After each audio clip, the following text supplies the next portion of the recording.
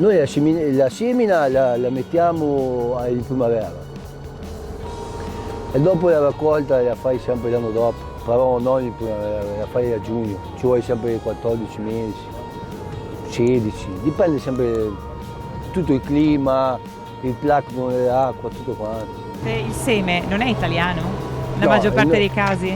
Allora, una volta la compravamo qui nei lidi sud qua.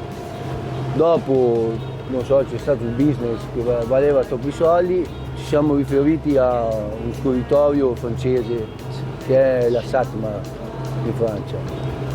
E è già 3 anni che la compriamo da loro. Sì. Perché sono meno costose? Sono meno costose, dopo loro te la danno piccola, invece dove compravamo prima te la danno più matura, quindi il guadagno ne hai poco.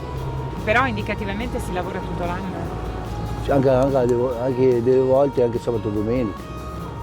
Più che altro non per vendere il prodotto, magari per stare dietro alle lanterne, sono dei cilindri dove vanno la semina piccola e là la lasciamo un mese, sì, 50 giorni, dopo la prendiamo, la lavoriamo, quella più bella la buttiamo dentro i recinti.